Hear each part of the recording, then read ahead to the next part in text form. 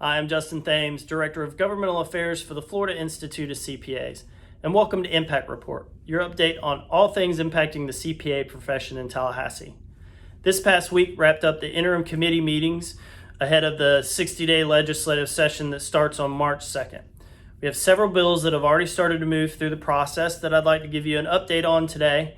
But first, I'd like to welcome Ms. Julie Brown. She's been appointed by Governor DeSantis as Secretary of DBPR. We look forward to getting to know her and working with her and her team as the regulator of the CPA profession. You can read a little bit more about her and her bio below in Impact Report.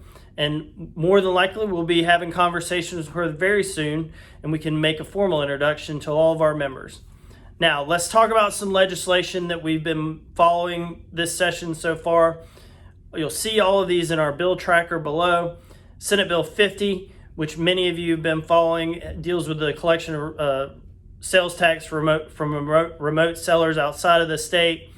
That bill has started to move in the Senate. Senator Joe Gruters, our CPA state senator, has been pushing that bill through. At the last committee stop, there is a new development in the bill. There's been a desire to make the bill revenue neutral for the state. And to accomplish that, Senator Gruters has stated that he's going to be looking to reduce the current business rent tax. So we're going to look for that when it is heard in appropriations, probably in the first week of the legislative session. We also anticipate the House version of this bill will move around the same time. Now, jumping to the civil liability bill, HB 7, that has moved pretty quickly through the House of Representatives, and there's been a couple changes along the way. And for those of you that don't remember, this bill creates a number of protections for the business community from COVID liability, frivolous lawsuits.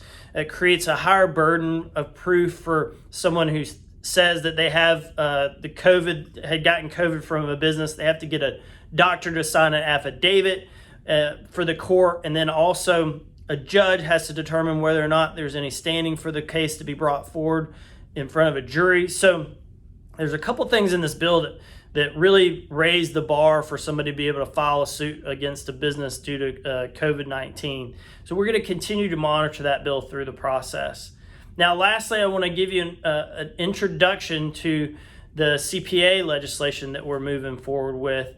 It should be really familiar because it's the same bill language that we pushed for last year. Includes a retired CPA status. It also has what we call CPU reciprocity, which would really impact those individuals that hold multiple licenses in multiple states, meaning that whatever your home state is the CPU requirements are all you have to obtain is for whatever home state your license is in. So some really good things in the bill that we've moved forward this year. We'll continue to update you on that and these other priority legislation bills that we're monitoring. You can follow all the bills in our bill tracker that we've updated. And here pretty soon, I have a great new update for you all. Pretty soon we're going to have a new program that you can follow all the pieces of legislation that we're monitoring this session and engage with us on any of our calls to action. It'll be used and powered by voter voice. It'll be a great tool to have you be more engaged in our advocacy efforts at the FICPA. And we hope to roll that out at the beginning of the legislative session. So we'll look for more there. Before I leave you, I want to put one shameless plug in for our virtual advocacy day on April 19th. Some of the information is below, but go ahead and put that on your calendar, and we'll be sending you more updates on that and more information over the next couple weeks. Thanks so much for tuning in. As always, if you have any questions or any issues that you'd like to bring forward, feel free to email us at govaffairs@ficpa.org. Have a great weekend.